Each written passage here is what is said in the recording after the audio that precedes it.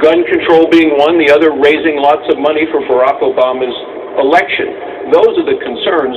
The Surgeon General should be focused on the major health concerns of America: heart disease, cancer, stroke, but yet this nominee is a political nominee rather than someone who should be non-political, someone who should be the nation's doctor. Well, you know, you're a physician, I pointed that out in the introduction here, and we've relied on you a lot to examine a lot of the Obamacare stuff, what you favor, what you don't like. But it appears under this president that the job of Surgeon General is kind of dissolved into nothing.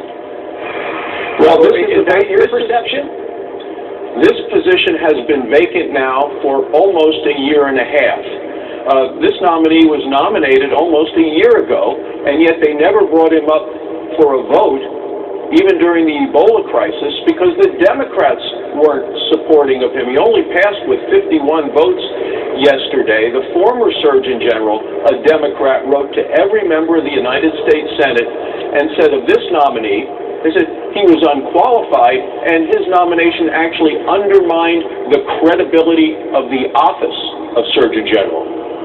51 votes is under the new rules, too. I mean, that's right under the bar at this moment. What's the issue on Obamacare? I would imagine the president would want to nominate someone who supported the health care law. What's your problem with that?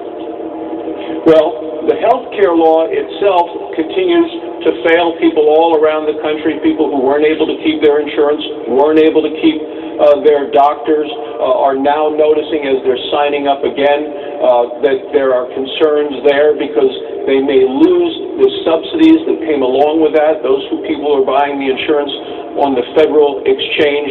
So there are still a lot of concerns about the president's health care law. It continues to remain very unpopular. But this nominee himself, while a supporter of the law, isn't the person who ought to be in a position as the nation's doctor. He doesn't have the experience as a physician. Quickly, Mike Lee and Ted Cruz took a lot of fire over the weekend. I asked Mike Lee about that yesterday. This is what he said. It's always worth it when you stand behind the American people who want to make sure that these things are being voted on. When we have a president who engages in acts of lawlessness and behaves as if he were a government of one. Quickly, what's your view on that? Did they help Democrats or not? Well, I think this nominee would have been voted on, but not till after the elections. I thought we would have been voting on him in the lame duck session because the Democrats did not want to approve him ahead of time.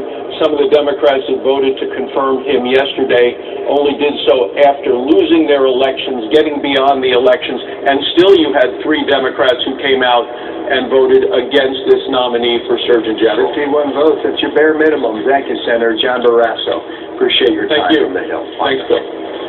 So the story of an American hero is now hitting the big screen this Christmas season.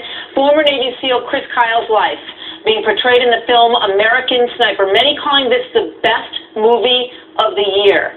So why no love from the Hollywood awards folks? Hello, I'm an idle potato farmer.